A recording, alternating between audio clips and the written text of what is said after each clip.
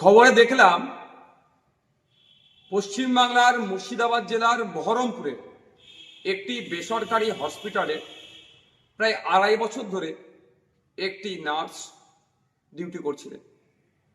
হঠাৎ তার হিজাব পরার কারণে তাকে বরখাস্ত করা হয়েছে, অর্থাৎ চাকরি থেকে তাকে চাকরিচ্যুত করা হয়েছে, চাকরি থেকে বাদ দেওয়া হয়েছে।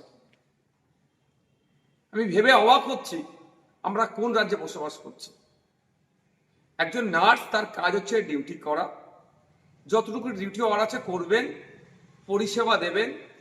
সে হিজাব পরে থাকলো, মাথায় সিঁদুর থাকলো, বা হাতে শাখা পালা থাকলো, এটা ম্যাটার করে না। এইগুলো যদি আমার মনে খোলানো হয়, মানে সে শাখা সিঁদুর হোক, শাখা পালা হোক বা হিজাব হোক, তাহলে তার ধর্মীয় আচরণে বাধা দেওয়া হচ্ছে। আমরা কোন রাজ্যে বসবাস করছি?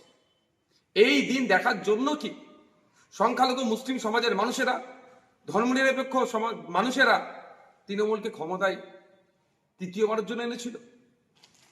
এই যেন মনে হচ্ছে অঘোষিত বিজেপি রাজ্যে আমরা বসবাস করছি। কখনো ওয়াকফ আন্দোলন করতে গেলে আটকানো হচ্ছে, কখনো তিলোত্তমার বিচার ঠিকঠাক বিচার চাইতে গেলে মিথ্যা মামলা দেওয়া হচ্ছে। হাসকালিতে আমার বোনটা এখনো বিচার পেল না।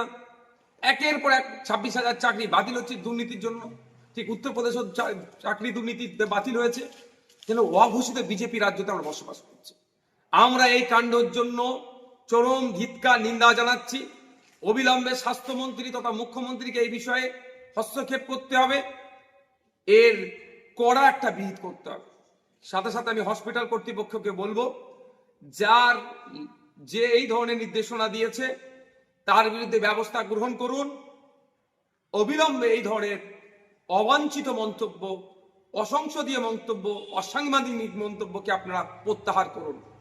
কারণ ক্লিনিক্যাল এস্টাবলিশমেন্ট অ্যাক্টে কোনো জায়গায় উল্লেখ নাই যে হিজাব পরে ডিউটি করতে পারবেন না একজন নার্স, বা শাখা পরে পালা পরে ডিউটি করতে পারবে না, এই ধরনের উল্লেখ নাই।